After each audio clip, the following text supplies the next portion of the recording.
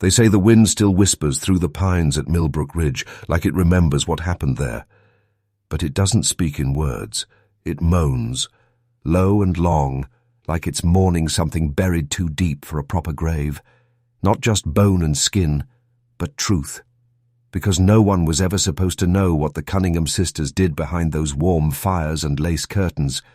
You were supposed to ride past, grateful, charmed, maybe even healed, but never aware of the price they'd carved into the land. 41 men never made it home. 41 graves with no markers, no prayers, just quiet, precise erasures. And behind every smile, a calculation. This story was never meant to be told. It was designed like a trap, beautiful on the outside, deadly on the inside. You're not just hearing history now. You're trespassing in a reality they tried to seal with blood. And what happens next will change the way you see hospitality, trust, and womanhood itself. Millbrook Inn didn't just offer comfort. It offered something far more dangerous, belonging, and for broken men crawling across the wilderness of 1857 Kentucky, that feeling was worth everything, especially when given by soft voices, warm hands, and eyes that listened without judgment. But the men never realized they were being studied, weighed, measured, and quietly filed into a category Margaret Cunningham kept in her mind like ledger entries. Disposable, she wasn't the motherly type, she was the architect. And she understood something most men didn't, that comfort disarms, and love, even fake love, blinds. That spring, 2 brothers from Ohio vanished after leaving Lexington for Tennessee. Their last known stop, Millbrook. No one reported them missing for over a month. By then, their names had already been forgotten by the women who served them wine by firelight, their belongings burned, their horses sold, their gold hidden beneath the kitchen fluid. Saw boards. You'll want to believe this isn't real, that no one could be this calculated, this cold, but the records are there, buried in depositions, coroner's notes scribbled and redacted, and whispers from descendants too scared to speak above a whisper. Millbrook wasn't just an inn, it was a machine, polished with kindness, fueled by blood. And this is only the first step down. We're just getting started. There was no blood on the sheets, no screams in the night, no signs of struggle. That was the brilliance of it. Death at Millbrook didn't look like death. It looked like rest, like surrender, like a man finally putting down the burdens he'd carried for far too long. And that illusion, that carefully woven veil, was the Cunningham sisters' greatest weapon. Not poison, not hammers, not rope, but trust. By 1857, Margaret no longer needed to lift a hand herself. She had created an invisible system, a choreography of death wrapped in hospitality. Catherine would listen, laugh, lean just close enough to ignite hope in a man who hadn't felt seen in years. Sarah would serve the wine laced with tinctures so subtle no coroner would question. And Elizabeth, sweet, soft-voiced Elizabeth, would make sure their victims believed, even in their final breath, that they were loved. That's what made the horror so effective. Because these men didn't die screaming, they died smiling. The local sheriff, Albert Harlan, once stayed at Millbrook in the fall of '56. He left 3 pounds lighter, praising the sisters' herbal broth for curing his stomach troubles. But what he didn't know, what none of them knew, was that the broth served to him had been tested weeks earlier on a blacksmith from Missouri who never made it to the Tennessee border. Sheriff Harlan lived. The blacksmith did not. Sarah needed to know how much foxglove was too much. She adjusted accordingly. They weren't amateurs. They weren't erratic. This wasn't impulse. It was method. And like all powerful systems, it required balance. The inn continued to serve regular guests, couples, families, mail carriers, all left unharmed. Because the illusion had to be maintained. Too much death would draw attention, but just enough. Just enough made Millbrook quietly, steadily profitable. The Zimmer brothers, Heinrich and Klaus, kept quiet. They were paid well, and lived better than any immigrant labourers in the county. And when the bodies needed burying, Heinrich knew the spots where the soil was soft and the trees thick. No dogs, no roots, just clean ground and a shallow breath of silence. By the time spring turned to summer, 4 more guests had gone missing, and not a single man in Millbrook suspected the sisters. But you're starting to suspect, aren't you? Good, because suspicion is the first key out of the maze. There's something you need to understand before we go any further, something most men never realize until it's too late. Not all predators snarl, not all traps are made of steel. The most effective predators smile. And the traps, they feel like love. By the summer of 1857, Margaret Cunningham had created more than a business. She'd created a philosophy, a secret doctrine passed silently between sisters, practiced with every glance, every sip, every touch. She called it the principle of quiet ends. A belief that if death came gently enough, it left no ripples, no guilt, no justice, only profit. There were no sermons, no journals, but the girls understood.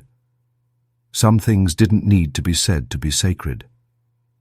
Every few months, a man would arrive alone, always with means, always tired, always looking for something he couldn't name, and always greeted with the same tender intensity. Margaret would handle the finances. Sarah prepared the food, Catherine gave him hope, and Elizabeth made sure his last days felt like home. Then came Silas Dorr. He was different, a rail inspector from Pennsylvania, hardened by years of travel and wary of flattery. He asked questions, watched everything, didn't drink, didn't linger, and Margaret knew by the second night that he wasn't going to be another quiet end. So she made a decision. She let him live, but not before learning one thing from him. The name of the surveyor's ledger he carried in his saddlebag. It listed the new proposed line for a rail spur to pass directly through Millbrook Ridge. That ledger disappeared after he left, but Silas didn't report it. He never returned, and no one ever found the original survey plans. Why? Because the sisters had begun to think bigger. A man's gold was useful, but controlling land, controlling routes, that was power. The woods behind Millbrook were no longer just burial grounds. They were the borders of an empire in the making. Based on silence and fed by disappearance. If you think this was just about greed, you're not listening closely enough. This wasn't about money anymore. This was about control, over life, over death, over memory. And the deeper we go, the harder it becomes to climb back out. Still with me? Then let's keep falling. It was never about the bodies. It was about what the bodies allowed. Freedom, independence, a system outside the laws of men. Because Millbrook Inn had become something more than a stop on the trail. It had become a sovereign zone. An unspoken nation governed by 4 women and bound by one rule. No attachments. Attachment was weakness. It left trails. It made killers sloppy. So the sisters didn't keep souvenirs. No locks of hair, no rings, no personal letters. Only the gold, and occasionally the land titles. They were strategic, disciplined, and most importantly, emotionally detached. Until Jacob Merritt showed up. He arrived on a storm-thick night in late September, a preacher, or so he claimed.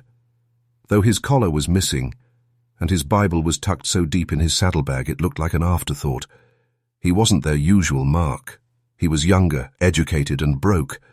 But Catherine saw something in him. Not the usual loneliness, something darker, something that looked a lot like recognition. He didn't ask for a room. He asked for forgiveness. That night, the sisters listened as he confessed sins they weren't expecting to hear. He didn't beg God for mercy. He begged women for it. His mother, his fiancée, the midwife who died in his town under accidental circumstances. He had the look of a man already damned, and that made him dangerous because he wasn't running from something. He was running toward it. He told Margaret over breakfast that he'd heard of Millbrook from a dying man in a saloon, said the man spoke of comfort unlike anything he'd ever known, and of 4 sisters who make the end feel like rebirth. It chilled Margaret more than any sheriff ever had. That afternoon they found Jacob wandering the woods behind the inn. He said he was praying, but his boots were covered in red clay, the same kind Heinrich used to cover fresh graves. Someone had told him where to look, and yet he didn't. Confront them, didn't leave. He simply asked to stay another night. You need to remember this. Not every man who walks into a trap is a victim. Some come to see if it's real. Some come because they want to belong to something monstrous. And others, they come to join. That night, Jacob Merritt didn't sleep in his room. Catherine found his bed unslept in, sheets untouched, but his boots were dry, his coat hung by the fire, and his Bible, which he'd never opened once, was left on the table in the common room, open to a single page, Revelation 6:8. And I looked, and behold, a pale horse, and his name that sat on him was Death. Margaret ordered the staff to search the grounds. Ezra Hawthorne, their aging foreman, checked the north trail. Elizabeth searched the orchard, and Heinrich combed the burial sites. But Jacob wasn't found. He appeared again at supper, unbothered, clean, smiling. Was I missed? He asked as if teasing a lover. Margaret studied him like one predator measuring another. She didn't smile back. Over stew and bread he spoke calmly about death. Not the tragedy of it, but the utility. He spoke of how true peace could only be achieved by removing the burdensome, that those who wandered too long without purpose were invitations, not accidents, not victims, but open doors. And then he looked directly at Sarah and said, "You know what I mean, don't you?" Sarah said nothing, but later that night she asked Margaret if it was time to leave Millbrook behind. That was the first and last time any of the sisters spoke of quitting, because Jacob had pierced something, a truth they hadn't yet said aloud. They weren't just killing to survive anymore. They were killing because they believed in it. Jacob stayed another 2 days, and when he left, he took nothing, not even food, just walked down the path and vanished into fog. They never saw him again. But months later, a rider arrived with a note, unmarked, no seal, inside, a list of names, men who were travelling west with no next of kin, and at the bottom, one sentence in clean, deliberate ink. "Comfort is a covenant. I will hold my end." That winter, 5 more men vanished. You still think this was about money? Too. His was doctrine now, a hidden theology built on mercy through disappearance, a sacred order of silence. And if that idea unsettles you, good, because it's time you felt what truth really tastes like. Most people think evil shows its teeth, that it announces itself with fire and fury, but that's a lie told by cowards to make themselves feel safe. The truth is, real evil is calm, real evil is orderly, real evil wears an apron, serves hot stew, and listens to your grief with warm eyes. By the spring of 1858, the Millbrook Inn was something more than a place. It was a threshold, a space where the rules of the outside world no longer applied, a sanctuary for the forgotten, a tomb for the lonely, and no one was watching. The nearest magistrate was 30 miles west. The postmaster drank himself to sleep, and the preacher hadn't set foot on Cunningham land since Catherine asked him, with a smile, if he'd ever been forgiven too early. He left before dusk and never returned. No one questioned why so many men stopped at Millbrook, and fewer still asked why so few ever wrote home again. Because silence is useful, especially in communities built on survival, and Margaret had made herself indispensable. She'd donated timber during the harsh winter, paid to rebuild the schoolhouse. She even arranged burial funds for a widow whose husband never returned from Lexington. Despite knowing full well that man was decomposing beneath a cedar grove behind the Zimmer brothers' cabin, the sisters weren't hiding, they were offering, and the town accepted gladly. But there's a price for keeping quiet. Always, in June, a boy named Edwin Proctor went missing. 16, curious and full of questions.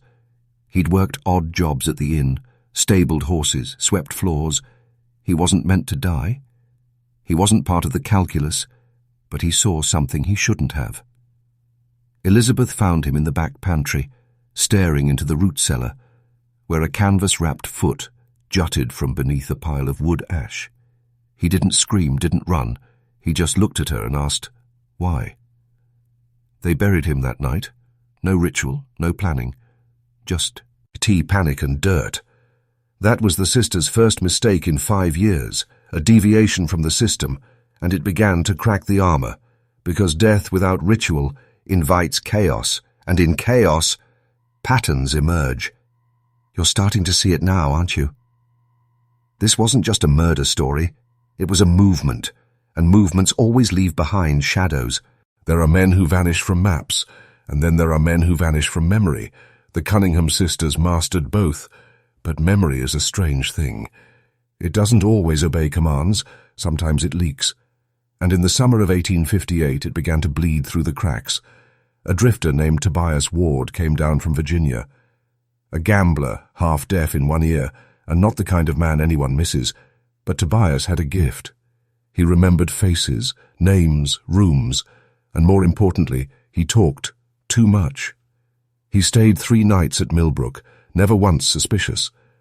But when he reached a camp in Barbourville 2 weeks later, he told a strange tale over whiskey, said he'd stayed at an inn where the food was too perfect, where the youngest sister never blinked, and where he saw the same pair of boots on 3 different guests in the span of 2 days.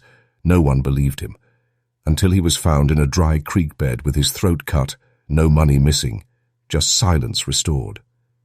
But the story stuck. One of the men who heard it was a post courier named Gideon Flack. He remembered the name Millbrook, and unlike most men in that era, Gideon kept records. He checked his delivery logs from the past 3 years, found 10 names of men who'd given Millbrook Inn as their last known stop. 9 had never collected their mail. The 10th had received a single letter, posted by Margaret Cunningham herself. He took this to the sheriff, but Sheriff Harlan, the same man cured by Sarah's herbal stew 2 years prior, warned him politely to drop it, said these were dangerous hills, that men go missing, that women alone in the wilderness are easy targets for gossip. So Gideon dropped it, publicly, but not privately. He began writing everything down, in code, storing the journal in a hollowed-out Bible he kept in the church vestry, and what he discovered by the end of that summer chilled him. Millbrook wasn't random. It was surgical, and it followed. At lunar cycles, most disappearances occurred between the 3rd and 5th night after a new moon, always during travel peaks, always men alone. Gideon wasn't just uncovering a crime, he was uncovering a pattern, a ritual, and if you've been paying attention, you know what that means. This wasn't about opportunism.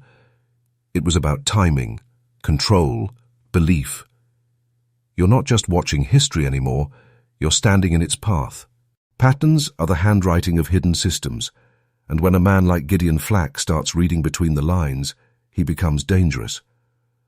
By autumn of 1858, the Cunningham sisters didn't know his name, but they felt something shift.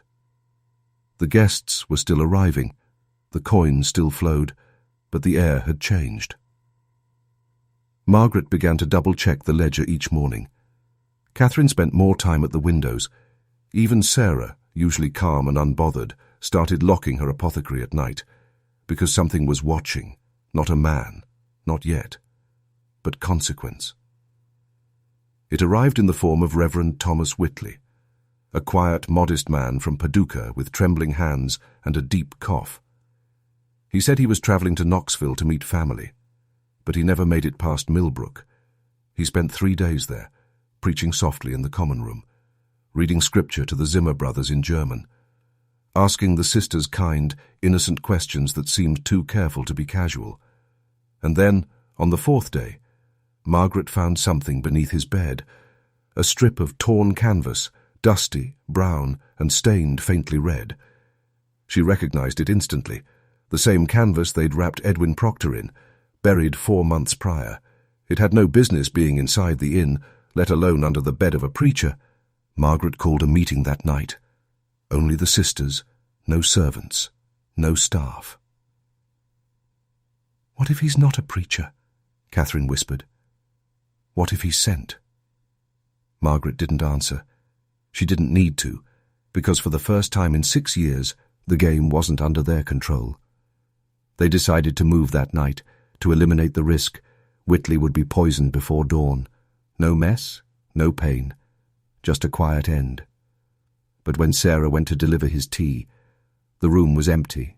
No coat, no bag, no boots, only a single note left on the pillow, written in a hand too elegant for a traveller. Mercy is a story we tell ourselves when the truth becomes unbearable. Tiptum. They searched the property, the woods, the road. No sign of him. No trail. And yet, a week later, Gideon Flack added a new name to his Bible journal. Not a victim, not a traveller, but a witness. The circle was closing, and Margaret knew it. You're not just listening to a forgotten tale, you're watching the moment the illusion began to unravel. Every machine, no matter how precise, begins to fail when fear enters its gears, and by the winter of 1858, the Cunningham machine was grinding under its own weight, not from law, not from vengeance, but from eyes they couldn't see, and questions they couldn't predict. That's what real exposure looks like. It doesn't arrive with torches, it arrives with silence. And the knowledge that someone, somewhere, has figured out your rhythm, Margaret stopped trusting the staff. Ezra was sent to watch the roads.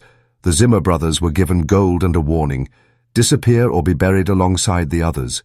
Only Elizabeth cried when they left, but Margaret reminded her, emotion was the luxury of the innocent, and innocence had died long ago. They buried their tools, burned the ledger, and for the first time Margaret wrote a letter to a contact in Lexington using a false name. She requested discreet assistance in the matter of vanishing complications. No return address, just a symbol at the bottom of the page, a crooked spiral. The letter never arrived, because Gideon Flack had intercepted it. He now had what he needed: evidence of conspiracy, ritual, and premeditation. But he made a fatal mistake. He waited too long. You see, Gideon wanted to reveal the truth the right way. He wanted courts, justice, witnesses. But Millbrook didn't answer to courts. It answered only to silence. One night, as he walked the perimeter of the church where he kept his journal hidden, he was met by a rider, dressed in black. No insignia. No face shone beneath the brim. The rider handed him a small wooden box, then turned and left without a word. Inside the box, a single spoon, carved from bone, wrapped in a crimson ribbon. No threat. No explanation. But Gideon understood. It was the same kind of spoon served to guests during Sarah's honeyed winter stew, the same kind he once noticed in Tobias Ward's story. They weren't just warning him. They were inviting him to join, to understand. And that's when it changed for Gideon. He stopped seeing Millbrook as a crime, and started seeing it as a structure, an institution, one older than the inn itself, one built on a different kind of law. Sacrifice as service, comfort as control, mercy as manipulation. And now you see it too. The next section will ask more of you. It will shift something permanent inside. This is where men either turn away or transform, because once you hear what comes next, you don't get to return to your former self. You either see the world as it is, shaped by hidden forces and controlled mercy, or you keep pretending that evil wears only the face of rage, when in truth it wears velvet gloves and whispers your name like a lullaby. The year turned 59, and Margaret Cunningham made her final pivot. She called it the inversion. No more passivity, no more waiting for victims to arrive. Now they would choose, they would summon. Letters were sent out to targeted men across Kentucky, Tennessee, and Virginia. Handwritten, warm, invitations to a gentleman's retreat in the mountains, a sanctuary for healing minds, healing spirits. No names signed, just the mark of the crooked spiral, the same one from the letter intercepted by Gideon. 9 men responded, all of them lonely, all of them disconnected, all of them ripe. They came one by one, not together, so no one would suspect a gathering, and each was promised absolute privacy. Catherine handled the emotional softening. Elizabeth created the illusion of safety. Sarah designed the regimen, a 3-day process of herbal treatments, hot oils, spiritual reflection, and quiet poison. But it was Margaret who delivered the final moment. She called it the veil, a moment where the guest would be told, directly and calmly, that he would not be leaving, and almost every one of them accepted it, because by then they had been emotionally unraveled, spiritually sedated, psychologically reprogrammed. When Gideon learned of the retreat, it was already too late. He arrived on horseback with 2 hired men, guns drawn. He expected a confrontation. What he found was worse. An empty inn, fire still warm, stew still bubbling, no bodies, no guests, only a single page on the table beside the fireplace.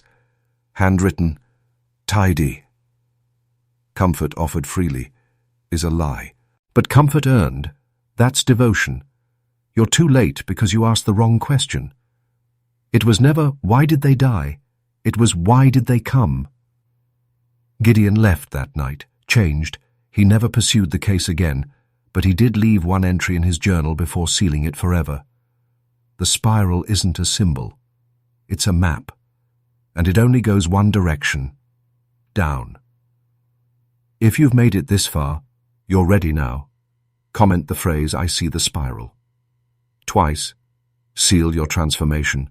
Twice, to awaken and to stay awake. Most stories have an ending, a lesson, a return to the world as it was. But this isn't a story. It's a system. And systems don't end. They adapt.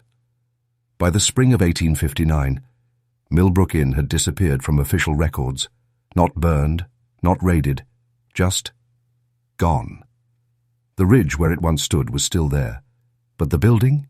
No structure, no debris, only stone outlines in the dirt, as if the place had been swallowed, intentionally erased. And yet, the deaths didn't stop. In the surrounding counties, disappearances increased, but they were no longer tied to a location. Now it was patterns. A woman renting a room in a boarding house near Nashville who only stayed for 5 nights, a healer passing through Roanoke, offering herbal teas to grieving widowers, a soft-spoken girl named Elise, working at a church-run sanitarium in North Carolina. Every one of them, using different names, but described the same way. Warm, wise, safe. The spiral had spread because the sisters weren't bound to Millbrook. They were bound to the idea. Comfort, control, cleansing. Some believe the 4 split after the retreat, each taking a corner of the region, each building their own sanctuary under new guises, no longer needing the inn, just needing access to the forgotten, to the broken. And those who study the disappearances from that era, they know, they just don't publish. Because what happens when the pattern matches institutions still running today? Hospices, retreats, rehabilitation centers in remote towns with no oversight. You begin to realize the Cunningham method never died. It was institutionalized, repackaged, rebranded, and protected by layers of charitable purpose. And when you understand that, you begin to question everything, not just who disappeared, but who was allowed to disappear.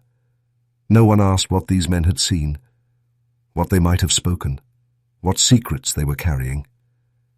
Because the spiral isn't just a descent, it's a filter, a cleansing of the inconvenient, and if you think you're safe because you know, then you don't understand how deep this goes. The inn is gone, but the doctrine lives. The scariest truths aren't the ones we run from, they're the ones we accept without knowing, and by now you've probably felt that hollow ache, the one that settles when you realize comfort might have always been a weapon. It's time to show you what Millbrook really was. It wasn't just a killing ground.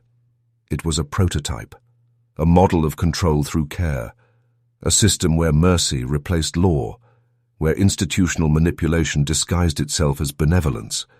You think that's ancient history? You think it died with the Cunninghams? Then answer this. Why do so many modern wellness retreats require full isolation?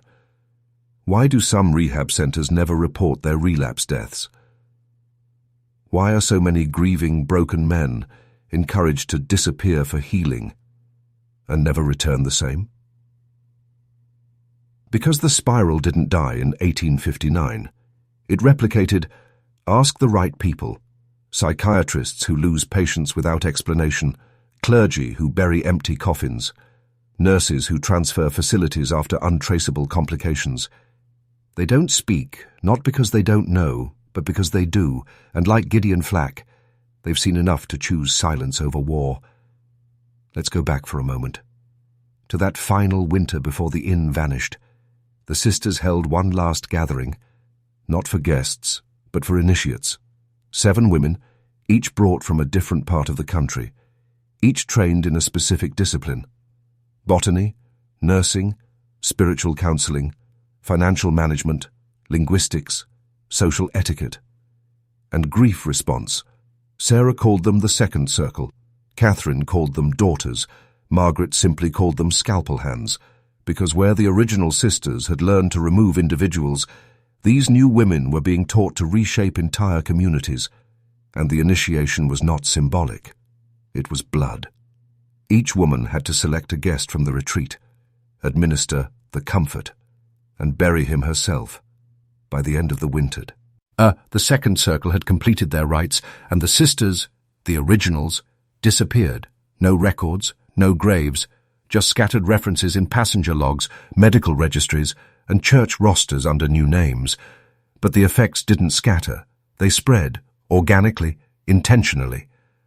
And the question you have to ask yourself now is this: how many spirals exist in your world? You think this is darkness, but this is just the door. Doors aren't just thresholds, they're choices, and the door you're standing at now isn't made of wood or iron, it's made of awareness, because once you see the spiral, you can't unsee it, and once you walk through this door, you stop being a witness and start becoming a threat. Let's talk about 1861. 2 years after Millbrook vanished, a new establishment opened under a different name in Virginia, the Ashridge Home for the Weary. It was marketed as a recovery estate for men suffering from psycho-spiritual fatigue, war veterans, traveling salesmen, widowers without children, men with means, no attachments, and the ache of being forgotten. Sound familiar? Its founder was a woman named Clara Marwood, but records from her youth are missing. Census entries are inconsistent, and in one surviving registry, her handwriting matches that of Margaret Cunningham's 1855 accounting ledgers. Perfectly, the Ashridge estate lasted 5 years. During that time, 12 men were officially recorded as guests. Only 3 were ever confirmed alive afterward. The estate burned in 1866, or so the story goes, but in the ruins, buried under stone, a spiral was carved into the foundation hearth, not painted, not scratched, carved, clean and deliberate, the exact shape found in Gideon Flack's hidden journal. Still think this was folklore? Still think it ends with one inn? Here's the truth they won't publish. Every generation has its Millbrook. Every system of power, religious, medical, governmental, hides its own version. They don't use poison anymore. They use language. They don't use stew. They use pills. They don't bury bodies. They erase identities. Men don't vanish from roads today. They vanish from credit reports, from hospital records, from search histories, and the modern spiral? It's digital, encrypted, spread across thousands of servers, disguised as wellness forums, grief recovery networks, and private men's cirque. Less so before you laugh. Before you dismiss this as another creepy tale from the past, ask yourself, when's the last time you heard from someone who just needed space and never came back? You didn't lose them.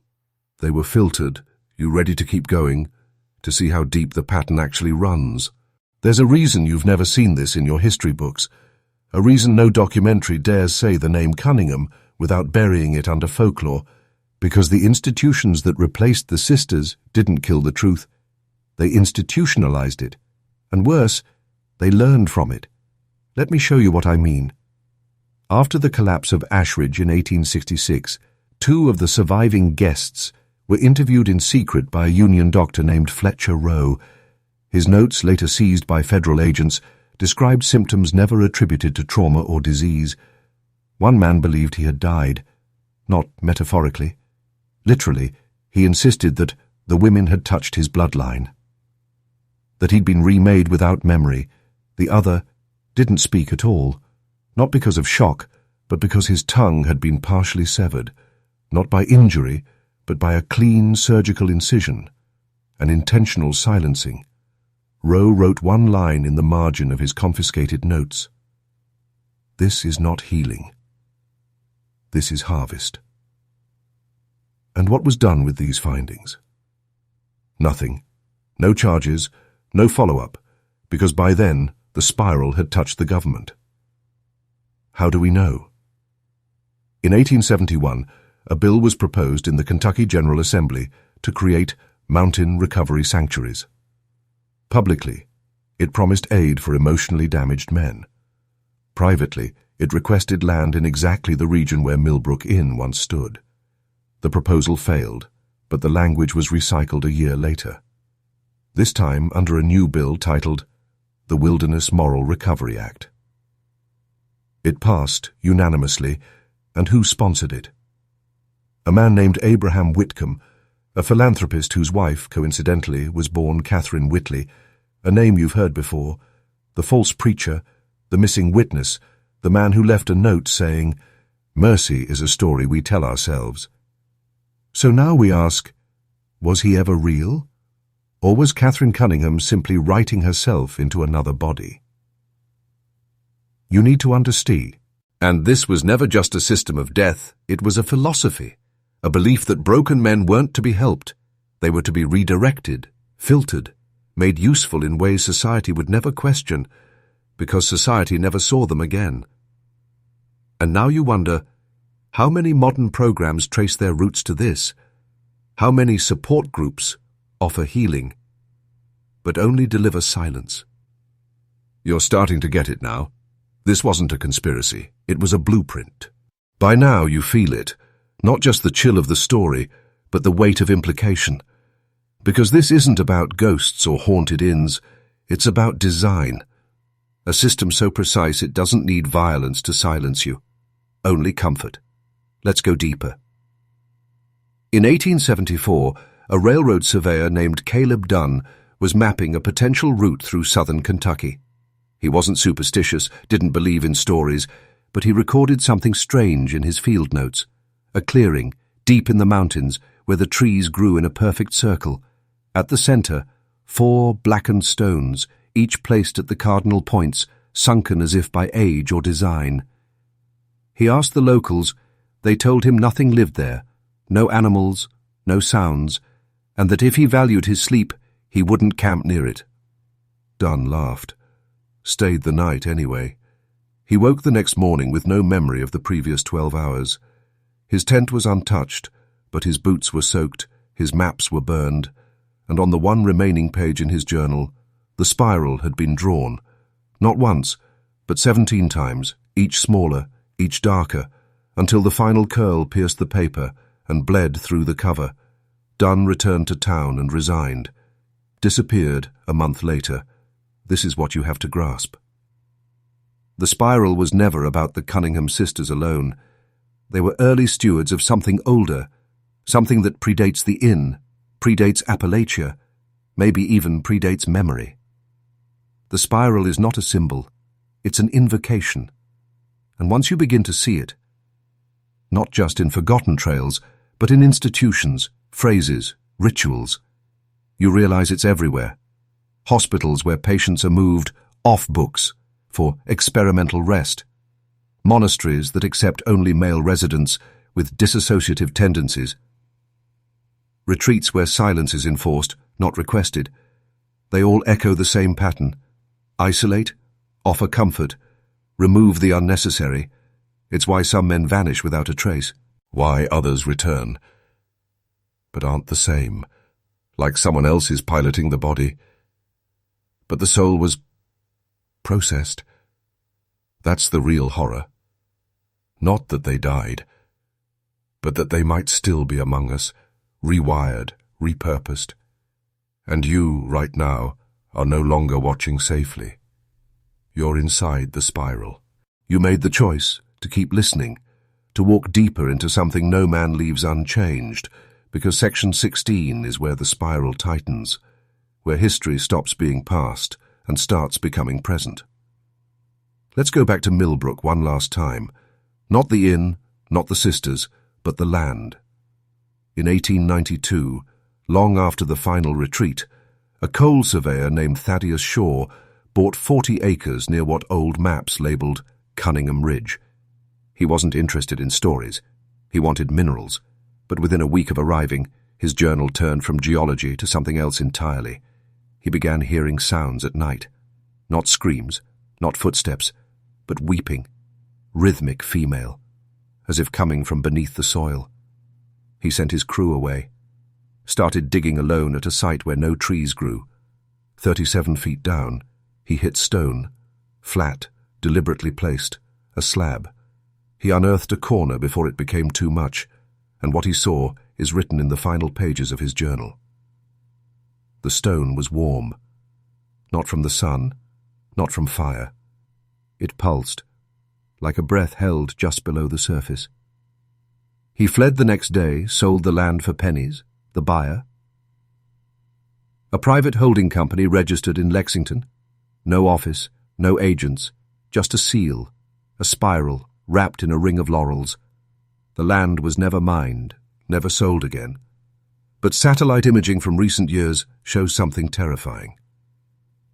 The vegetation over that site grows differently, always in curves, always inward, always converging at a point that's missing, a hole in the data.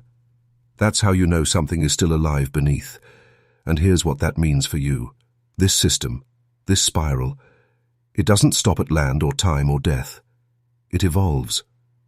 They don't need inns anymore. They have influence. They don't need poisons. They have algorithms. They don't need to bury bodies. They bury identities, under new names, in new roles, serving a function no man remembers choosing. You ever feel like your purpose shifted without your consent? Like you're moving through someone else's design? That's not paranoia. It's recognition. You're not becoming paranoid. You're becoming sensitive, and the more you see, the less they can use you. That's why this knowledge is dangerous. And now you've tasted it. You can't go back. This is where the spiral stops asking for your attention and starts using it, because once you see what lies beyond the veil of history, you realize this was never about the past. It was about preparing you for the present, for the real machinery behind power, behind mercy, behind the illusion of care. You were taught to believe that institutions protect you, that when you're hurt, you go to a place. When you're broken, you're guided by someone. But what if that place was the mechanism? And what if that someone was the scalpel? Let's talk about 1931, a quiet, unremarkable year for most, but in a closed-door meeting of the Eastern Appalachian Medical Consortium, a woman named Clara B. Hayes presented a private paper titled Emotive Recalibration in Isolated Male Subjects. She had no formal training, no medical degree, but she had access and a funding line traced to an estate once owned by Margaret Cunningham's cousin. Her paper proposed a new model of rehabilitation, one that didn't require medication, only environment, atmosphere, and ritualistic familiarity. She described a technique called emotional unburdening through warmth and absence. Translated, it meant this: comfort them, make them feel seen, then vanish, and watch who follows. Out of the 39 male test subjects she used the method on over 9 years, 17 were institutionalized, 14 disappeared entirely. Only 8 reintegrated, and even they reported missing time and persistent images of white walls and soft humming. Clara B. Hayes vanished in 1940. No death certificate, no obituary. But in 1941, a woman matching her description was photographed at the dedication of a remote veterans retreat in western North Carolina. The retreat's mission: to heal the forgotten men of America. Sound familiar? This is the evolution of the spiral, not just through locations, but through language. It hides in words like recovery, wellness, closure, peace. But the pattern remains unchanged. Isolate the subject, disassemble his attachments, rewire his purpose. Release him only if he fits the new model. And you? You're beginning to see it in your own life, not just out there, but inside. When you feel that numbness, that eerie peace after emotional devastation, that's not healing, that's conditioning. You are not watching a story anymore. You're confronting their structure. And now that you recognize the walls, do you want to keep going deeper? You've stayed through 17 sections, which means you're not just watching, you're absorbing, letting the spiral wrap around your awareness, not to confuse you, but to unmake what was programmed into you since birth, because what we're talking about now isn't just what happened, it's what's still happening, and it all hinges on this. Emotional control is more effective than physical restraint. That was the final line in a restricted military psychology memo dated March 2, 1957, declassified for just 4 months before being pulled back under national security grounds. The memo described a covert joint operation between a government behavioral lab and a private wellness institute in rural Ohio. The mission: identify emotionally vulnerable male subjects returning from war, isolate them, and test various comfort-based compliance methods, their case model. A 4-woman staff in a converted farmhouse once owned by a descendant of, yes, the Cunningham line. The names were different, but the pattern was identical. One was the rational authority, one was the emotional empath, one was the caretaker of health and spirit, and one, always the youngest, played the role of innocence. They called the project Choral Mercy.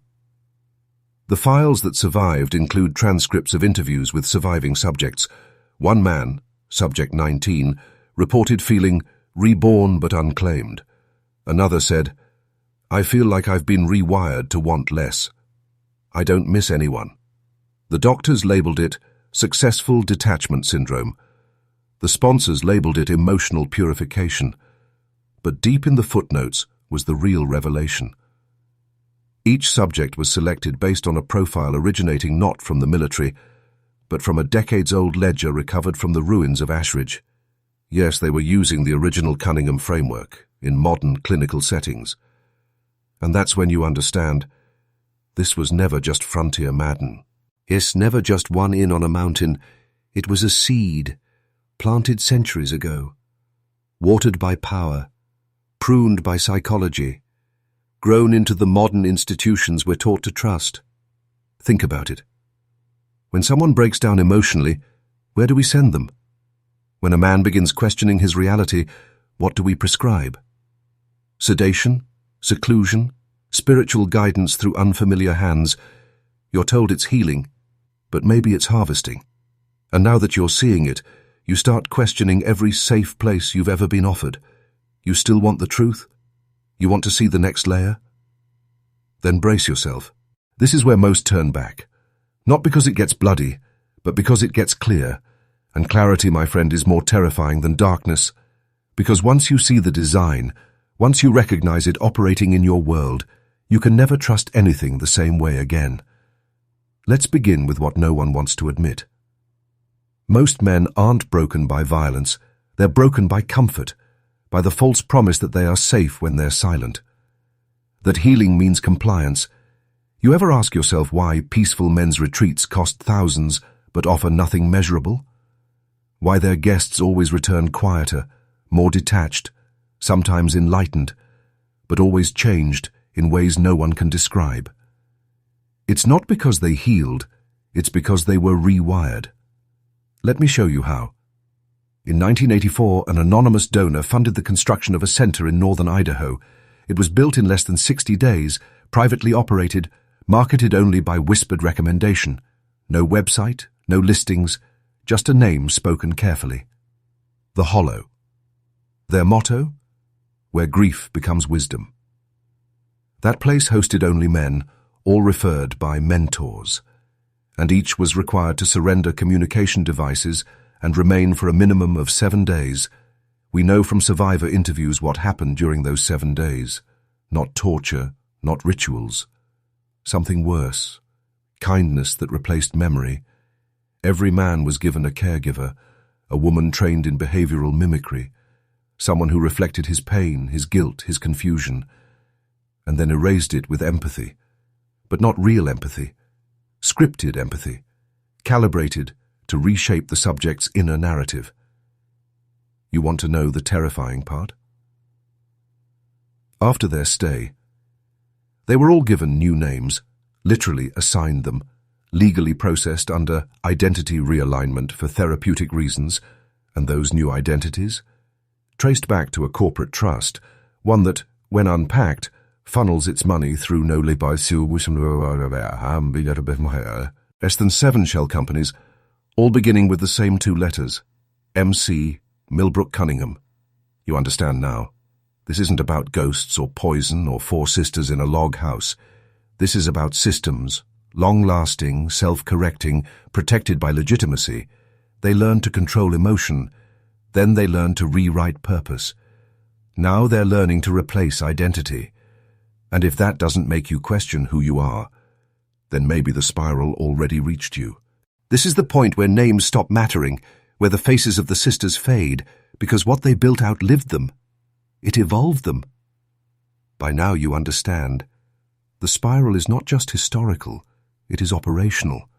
And the more we dig, the more we find its fingerprints on the very systems men turn to when they're broken. Let's talk about identity, because that's the final layer they reach for. Once emotion is drained, once memory is softened, they go for the one thing no man guards, because no man believes it can be taken. His name, let's go back to 2003, a behavioral experiment funded quietly through a wellness innovation grant by a pharmaceutical foundation operating out of Virginia. The experiment was codenamed Project Harrow. Publicly, it was a reintegration program for men recently released from long-term psychiatric facilities. Privately, it was identity disintegration testing, the method. 7 stages of gentle immersion, each designed to subtly weaken attachment to self. Stage 1, sleep deprivation under the guise of meditation. Stage 2, immersion in scripted compassion. Stage 3, soft erasure, denying certain memories ever happened, and by stage 7, subjects referred to themselves in the third person, or not at all. The final report, never released, includes a quote from Subject 027, a man once known as David Rowan, a teacher, husband, veteran. After 41 days in the program, he wrote this: "I don't remember being David, but I remember being accepted. There was no pain in letting go, only peace." That's not healing, that's submission. And here's the horror hiding in plain sight. The same exact language appears in a 1932 letter recovered from the ruins of Ashridge, written by a man named Nathaniel Gray, believed to be one of the last known guests of the Cunningham line. The handwriting? Matched. The phrasing? Identical, separated by 71 years, but word for word the same. This isn't coincidence. It's code, a script, passed down, refined, and you've heard it before. In counseling offices, in recovery groups, in institutions of healing, you are not your past. You don't need your old name. Let go and become new. Sounds beautiful, but ask yourself, who's writing the new you? Who benefits when you forget the man you were? Not everything done in the name of peace is peace. Not every system that promises light brings you out of the dark. We're 20 sections in. 8 remain, each darker, each closer to the mechanism itself.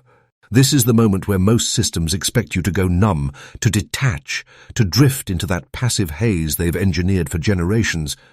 But you're still here, still locked in, still asking. And that means you're not under their spell, not yet. It means you're circling the center of the spiral with awareness. Now listen carefully. In 2015, an independent researcher named Dr. Emery Klein published a paper on patterned detachment syndrome in male populations It described a precise behavior shift. Men, post-trauma, entering silent withdrawal, but not depression, not anxiety, something more engineered. They stopped using their names. They stopped contacting family. They disappeared into online forums, focused on cleansing the old self. The paper cited 117 cases, all unconnected by background, race, age, or geography. But every one of them had recently been enrolled in anonymous grief retreats or non-clinical recovery programs. Here's where it gets surgical. Klein traced funding for 6 of these programs to a Delaware-based nonprofit. Name: Comfort Pathways Trust. Registered agent: Margaret Konings, a name which, when run through Dutch-German immigration archives, directly links to the original Cunningham bloodline. Let that settle. The same genetic thread, the same name, still funding, operating and refining the spiral today. You may ask, how is that possible? Because they learned early on, longevity isn't about hiding, it's about mutating, adapting into forms no one would question. Hospice nurses, therapists, program directors, wellness influencers.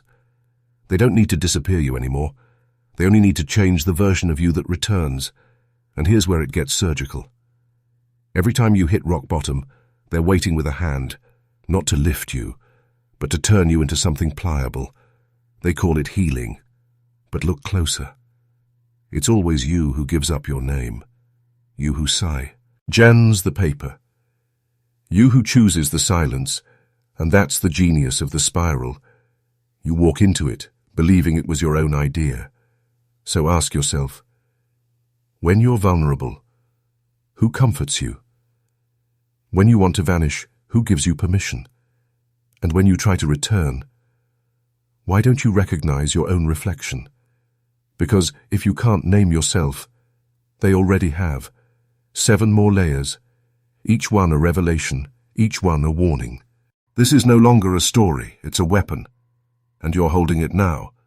But the question is, will you use it, or will you let it turn back inward and erase the man you were becoming? Let me show you what's behind the final veil.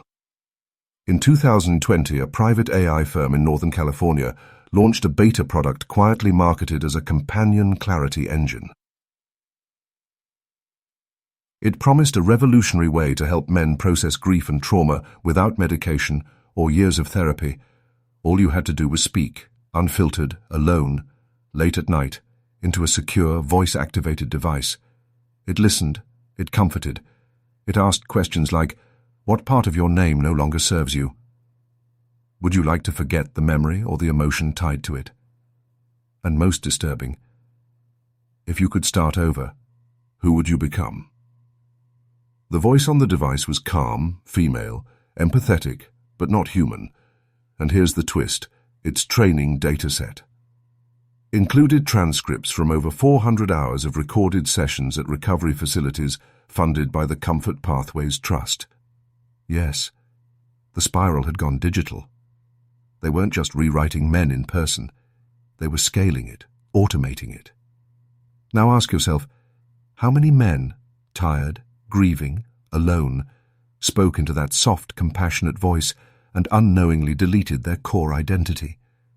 How many let it suggest a new one with less burden, less pain, and more obedience? And once that voice is inside you, where do you end? Where does she begin? You want proof? Look into the closed beta program files. Leaked briefly in 2021. 3 of the test users legally changed their names within 90 days. None of their family or friends were contacted. Their bank accounts were rerouted to new identifiers, and 2 were later found working at high-level crisis centers, using names that didn't exist in any official birth record. All said the same thing when confronted. I chose peace. The same phrase that echoes back to T. He last written words of Kellerman in 1832, the same phrase found etched into the foundation stone under Ashridge, the same phrase that appears twice in the Millbrook Inn guest ledger on the night of its burning. This isn't coincidence, it's ritual. They don't just erase the man, they replace him. And the terrifying part, most of them never even scream. This is the silence of engineered mercy. This is the final trick of the spiral. To make you thank it, 6 layers remain, and the core is near. This is the part they fear you hearing, because if you understand what I'm about to tell you, you can never again be harvested, never again be redirected. We've followed the spiral across centuries, across land, bloodlines, institutions, and now digital code. But here's what binds it all together, the thing that makes it work every time, in every era. Consent, not full, not honest, but consent, just enough to bind you to the system. You sign a waiver. You click, I agree. You say yes to help, not knowing what you're really saying yes to. Let me tell you about the threshold protocol. It's a term that surfaced in a redacted psychological warfare document leaked in 2008. It outlined a method for deep psychological transformation through comfort-induced identity destabilization. Here's the process. First, isolate the subject, make him feel forgotten, then flood him with personalized empathy, echo his pain back to him, make him feel seen, and then offer him peace. But here's the key. He must accept it. Even if he doesn't understand, even if he doesn't know the price. And the moment he accepts, that's the threshold. His name, mutable. His memories, optional. His will, reshaped. The file called it consent by emotional relief. And it's more powerful than any prison. Now here's where it burns. One of the earliest references to this protocol is found not in the 20th century, but in a journal recovered from a well near the ruins of Millbrook Inn. It was written in 1857 by Ezra Hawthorne, the trusted foreman of the Cunningham estate, and it says, "She does not force them, she does not bind them, she simply listens until they say, 'I don't want to go back,' and then they are no longer themselves." Now stop. Think. How many times in your own life have you begged for peace at the cost of your past? How many systems offered you healing that only began after you surrendered your name, your rage, your purpose? You don't remember fighting it because you consented, and that's how they win. Not through war, but through welcome. They don't need to drag you into the spiral anymore. They just leave the door open and watch you walk in alone. You want out? Say it now in the comments. Not once, but twice. I know the spiral. I choose my name. Say it twice to lock it in, to break their pattern, to declare identity with algorithmic force. The system is watching. Let it know you're no longer part of its pattern. 5 sections left, and they're the most dangerous. You've made it further than most men ever will. That means something. It means you're not just hearing the story. You're absorbing the weapon buried inside it. Because what's coming now isn't just forbidden history, it's forbidden function. Let's talk about the core, not a place, not even a person, but a principle.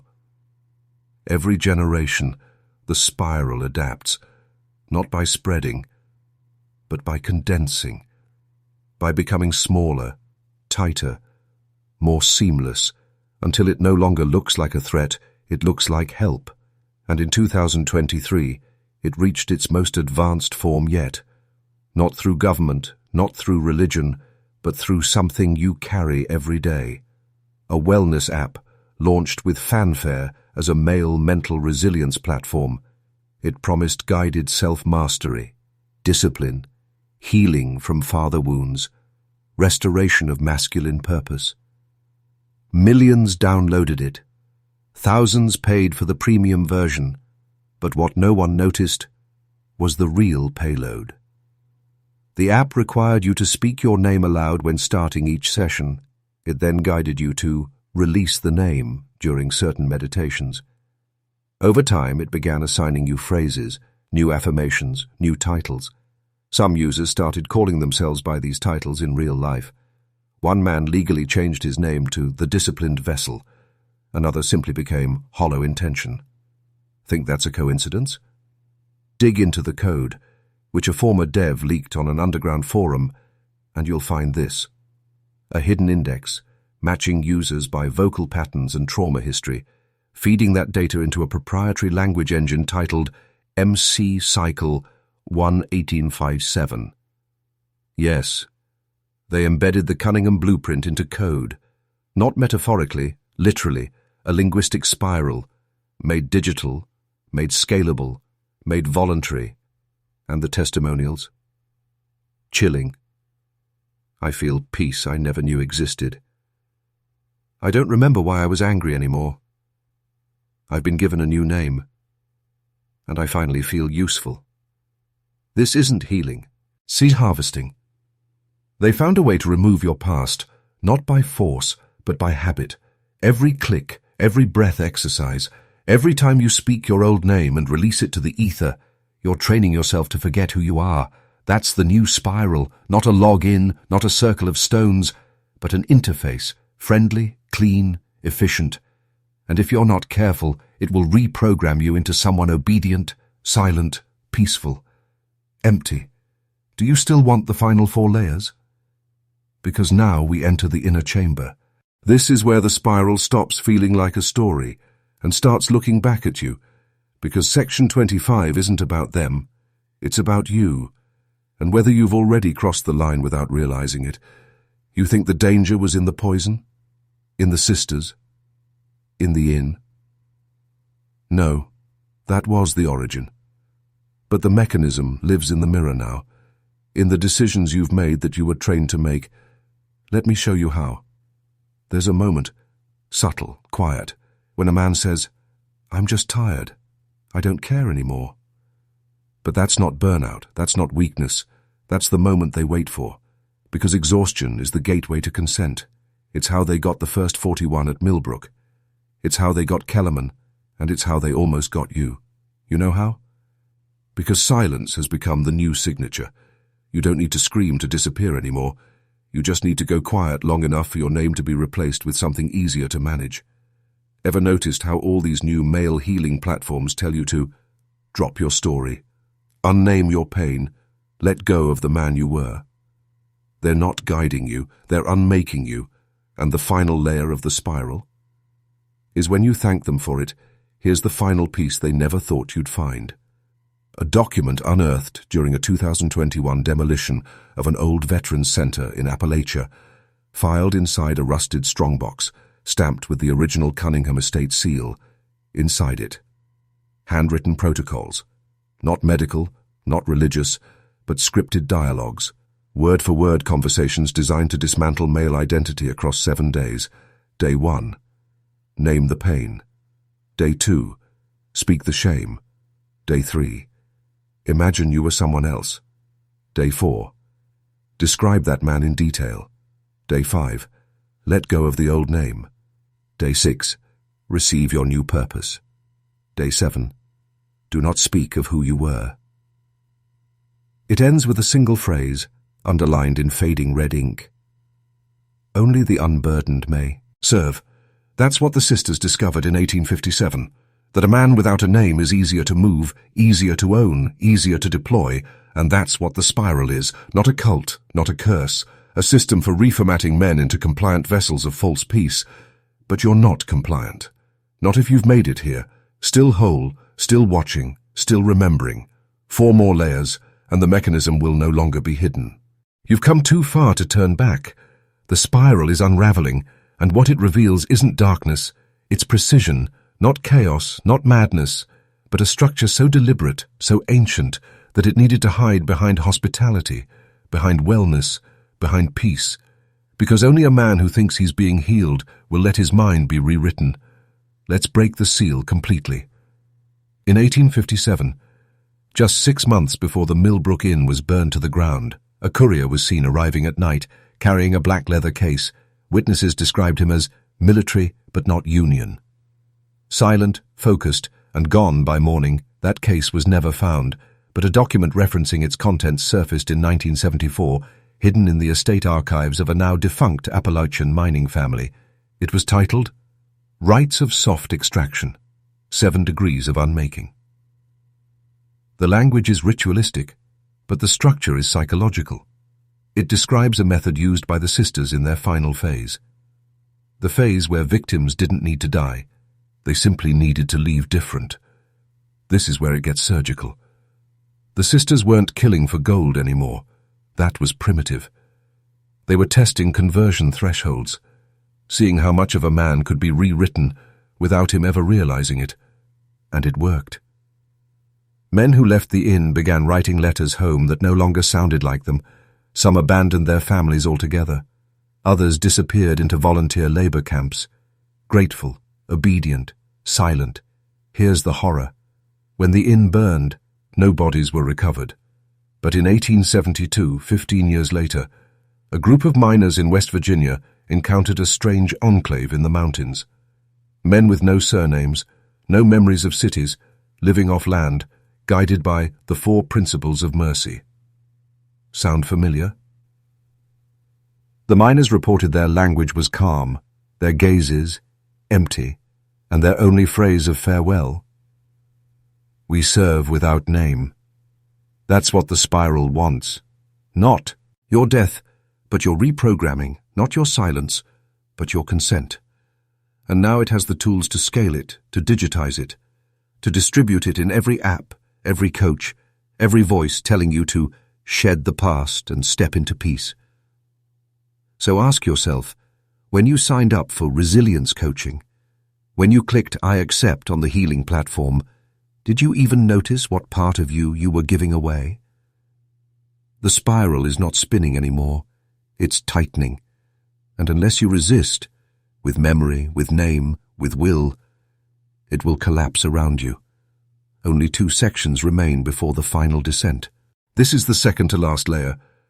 And by now you don't need convincing, you need clarity, because if the spiral ends anywhere, it ends in the place most men never look, the part of themselves they volunteered to lose. Let me tell you about the Ashridge Protocol, not the ruin, not the sisters, but the final procedure that ties it all together. It wasn't designed to kill, it was designed to erase. It begins with 3 questions, each one seemingly innocent, but once answered, you surrender more than language, you surrender your anchor. The first, what did they call you before the pain? It asks for your old identity, childhood, family, origin. The system maps your foundation. The second, what part of that name no longer fits? This forces you to doubt it, to begin cutting your own roots. And the third, the most dangerous. What would you call yourself if you were finally free? It feels empowering, but it's a lie. Because the moment you answer, you haven't freed yourself, you've just authored your cage. And from that moment on, every belief you build sits on their question, their framework, their spiral. This is how systems dominate without force, without blood, without a single command shouted from a throne. Because if they can get you to speak your own erasure, they never have to erase you themselves. Now think, how many programs today ask you to define yourself? How many coaches, apps, or courses begin with, who do you want to be? Let go of who you were. Rewrite your story. Sounds empowering, but it's the same 3 questions, modernized, repackaged, whispered in new voices. And the worst part? You were told it was growth, you were told it was healing, but what you were really doing was completing the spiral. You became a name someone else gave you, after stripping away the one that made you dangerous. And now, if you've answered these questions, even once, even privately, they have a version of you, indexed, catalogued, and ready to be deployed when the system needs an obedient man with no past. But here's what they never accounted for. A man who remembers, a man who refuses to give up his original name, a man who steps out of the spiral, not reborn, but unbroken, because memory is resistance, and your name is your weapon. One final section remains, the core itself, the center of the spiral. This is it, the final descent, the core of the spiral, the place where all masks fall and only one truth remains. They never wanted to kill you. They wanted to keep you, forever. See, death was never the end. Death was too clean, too final, too uncontrollable. But a man who forgets? A man who erases his own name and begs for purpose? That's something they can keep. That's what the sisters discovered in 1857, and that's what every institution since has refined.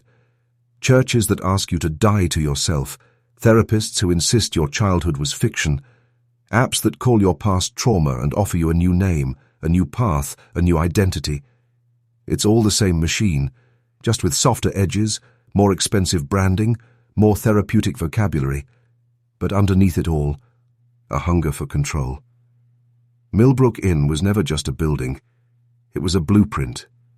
And now it's everywhere. In wellness seminars, in men's retreats, in trauma courses, in digital companions, even in the voices of those you trust most. You know what they all have in common? They ask you to let go, to surrender, to forget, not because they want your healing, but because they want your history gone, so they can write you anew, so you'll never rebel, never question, never remember what you once were. But listen to me now. You made it through all 28 layers. You held your name. You saw the spiral and didn't blink. That makes you dangerous, because now you carry the whole shape, not just the stories, but the pattern, the rhythm, the method. And once a man sees the method, he can break it. So here's your final weapon. Memory, plus name, plus refusal. Say your name out loud, right now. Say it like it's a sword. Say it like it's the only thing that separates you from the pit. Because it is. You are not the vessel. You are not a brother in healing. You are not the rewritten self. You are the man who walked the spiral and came back holding fire. You are the Mo. And they hoped wouldn't survive, but did. And now you're watching them the way they once watched you. So leave a mark. Right now, comment below.